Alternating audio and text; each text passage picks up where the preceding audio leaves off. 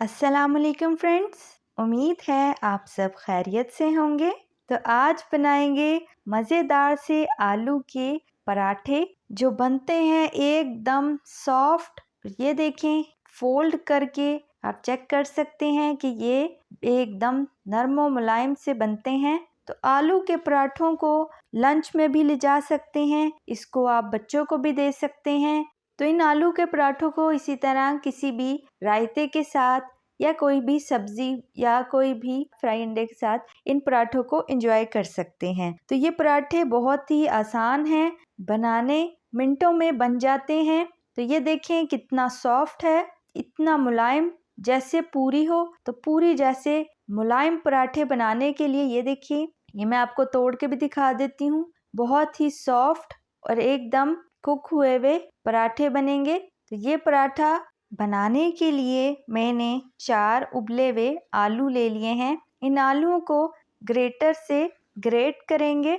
सारे आलूओं को मैं इस पे ग्रेट कर लूँगी। तो आलू जो हैं आपने उबाल लेने हैं। पराठे तो आपने कई तरह के बनाए होंगे, ये पराठा कुछ अलग तरीके से बनेगा।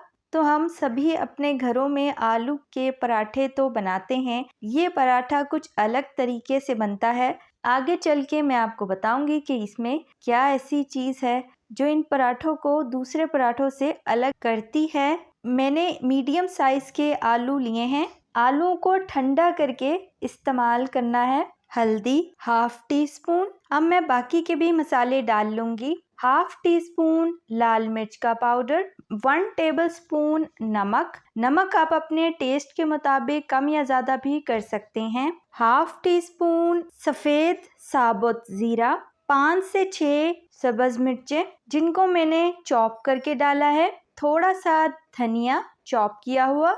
अब साबुत धनिया, इसको भी हाथों से हल्का सा क्रश करके फिर डालना है। मिर्चें भी आप अपने टेस्ट के मुताबिक कम या ज़्यादा कर सकते हैं। तब ये मैं फाइन आटा 2 कप डाल रही हूँ। आटा आपने फाइन ही लेना है। अगर दूसरी तरह का कोई सा भी आटा इस्तेमाल करेंगे तो पराठे इतने अच्छे पूरी जैसे ख़ास तौर पर नहीं बनेंगे। तो अगर आपको पूरी जैसे नरम मुलायम पराठे चाहिए तो उसके लिए आपको फाइन आटा इस्तेमाल करना पड़ेगा। तो मैं इस आटे को बिना पानी डाले गूंदूंगी। आलू ही अपना पानी छोड़ देते हैं जिसकी वजह से मिक्स हो जाएगा। बगैर पानी डाले ही बेहतरीन सा आटा गूंद जाएगा। तो आटा गूंदने के बाद अब मैं इसको 10 मिनट के लिए फ्रिज में इस तरह से बॉल में डाल के ढक कर फ्रिज में रख देना है। इसको रेस्ट देना भी ज़रूरी है। तो 10 मिनट हो गए हैं। तो आटा जो है वो अच्छी तरह सेट हो चुका है। तो अब मैं इस आटे से पराठे बनाऊंगी। तो इस तरह का एक पेड़ा ले लेना है। पेड़े हम छोटे छोटे लेंगे ताकि हमारे पराठे जो हैं वो हमने बहुत बड़े बड़े पराठे नहीं बनाने जिस तरीके से। तो ये देखें, छोटा सा पेड़ा उठाएंगे और इसे खुश्का लगाएंगे। यही फाइन आटा इसका मैंने खुश्का लगाया है। तो अब इसको इस तरीके से फोल्ड करेंगे। तो ये देखें, बिल्कुल गोल पेड़ा तैयार कर लिया है। इस तरह से हम आम पराठे बनाते हैं, उसी तरीके से हमने इसका पेड़ा उठा लेना है और फिर इसको ये देखिए बिल्कुल गोल पेड़ा तैयार हो गया है। अब इसको फिर से खुश्का लगाकर तो अब मैं इसको रख दूंगी। अब फिर से एक और पेड़ा उठाएंगे, ये भी छोटे साइज का पेड़ा उठाना है। तो ये देखें, थोड़ा सा आटा लेकर इस तरह से पेड़े की शेप देंगे। खुश्का ज़रूर लगाना है क्योंकि ये आटा जो है ये आलूओं की वजह से नरम बनता है। तो आपने बिल्कुल भी घबराना नहीं, ये ख़राब नहीं होगा। अगर आप इन पराठों को बनाकर एक दूसरे के ऊपर भी रख देंगे तब भी ये ख़राब नहीं होंगे, एक दूसरे से चिपकेंगे नहीं।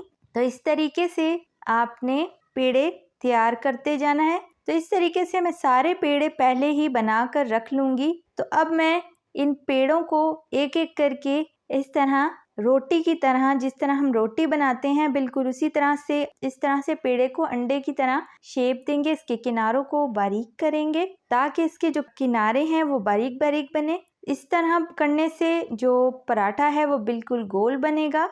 तो अब इसको फिर से खुश्का लगाएंगे। अब इसे बेल लेते हैं। इससे पहले आपने कभी भी इस तरीके से पराठे नहीं बनाए होंगे। स्टफिंग वाले पराठे ही हमेशा बनाए होंगे, ज़्यादातर वही बनते हैं हमारे घरों में। स्टफिंग वाले जो आलू की स्टफिंग डाल के पराठे बनाए जाते हैं, उसकी स्टफिंग से पराठे जो हैं वो फट भी जाते हैं। तो ये पराठा बिल्कुल फटेगा भी नहीं और बनेगा बिल्कुल गोल पराठा। तो ये देखें, ये एक पराठा तैयार हो गया है। तो इस तरह मैं एक और पेड़ा ले लेती हूँ, इसको भी बिल्कुल इसी तरह खुशका लगा लेंगे और इसकी एक अंडे की शेप में इसको बेलेंगे, हाथों की मदद से इसे बारीक करेंगे। ये तरीका इसलिए कर रही हूँ ताकि इसके जो किनारे जो हैं वो बहुत बारीक बने। अब मैं इसको फिर से खुशका लगाऊंगी। तो अब इसे बेल लेते हैं। तो ये रोटी की तरह बिल्कुल गोल पराठा बनेगा, जो कहीं से फटेगा भी नहीं। पराठों के आटा जो है इसको आप रात को बनाकर भी रख सकते हैं। तो आप इसे नाश्ते में बना लें, मज़ेदार सा ये नाश्ता जो है तैयार हो जाता है। तो अब मैं इसको, ये देखिए मैंने एक बर्तन में इस तरह पहले गरम कर लेना है। तो आप इसे तवे पर भी बना सकते हैं। तो मैं इसे इस तरह से बना रही हूँ। तो अब मैं इसको, तो एक साइड से जब ये ज़रा पकने लगेगा तो मैं इस पे घी डालूंगी। तो घी डालकर इसको अब इसकी साइड को पलट लेते हैं। तो आलू के पराठे की एक साइड को पलटकर दूसरी साइड पे फिर से थोड़ा सा घी लगाएंगे। तो अब इसे थोड़ी देर बस आपने एक साइड से कुक करना है। जब ज़्यादा देर, इसका बस गोल्डन कलर आना चाहिए। जैसे ही दूसरी साइड का कलर गोल्डन आने लगेगा तो मैं इसे फिर से पलट दूंगी।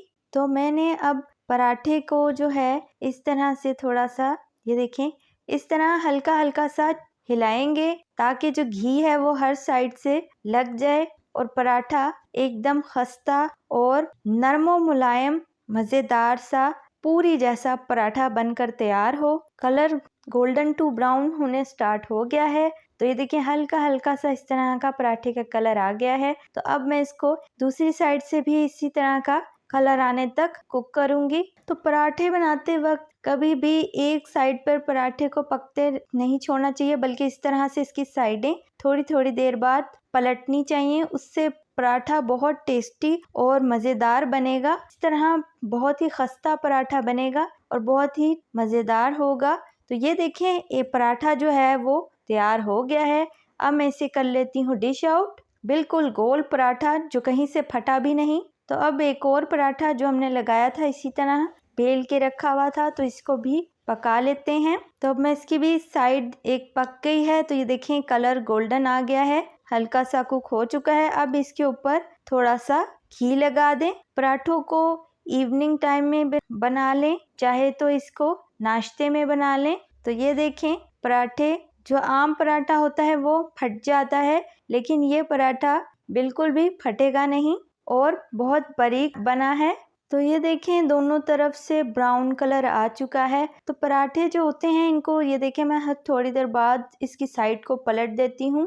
पराठे जो हैं खस्ता बनाने हो तो फिर इस तरह से बनेंगे। ये देखिए हल्का हल्का सा मैं हिलाती हूँ ताकि इससे हर तरफ से घी भी लग गया और ये अच्छे से कुक भी हो गया है। तो अब मैं इसे डिश आउट कर लेती हूँ। तो फ्रेंड्स, तैयार है हमारे मज़ेदार से आलू के पराठे, जो बिना स्टफिंग के ही इतने मज़ेदार आलू के पराठे बनकर तैयार हो गए हैं।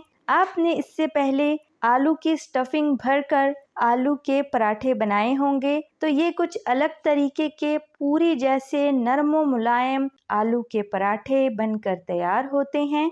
तो मैं आपको पराठा चेक करवा देती हूँ। तो ये दही के रायते के साथ सर्व करें, चाहे तो इसे किसी सब्जी या अंडे के साथ भी एंजॉय कर सकते हैं। तो इसे नाश्ते में बनाएं, इवनिंग में बनाएं, चाहे तो इसे लंच में बनाएं। तो बच्चों को भी आप ये मज़ेदार से पराठे बना के दे सकते हैं। तो ये आलू के ढेर सारे पराठे मैंने जितने भी वो डो बनाई थी, आटा गूंदा था, उससे मैंने ये सारे पराठे तैयार किए हैं। तो आप भी इतने से, ये जो हमने डो तैयार की थी उससे ढेर सारे पराठे बना सकते हैं।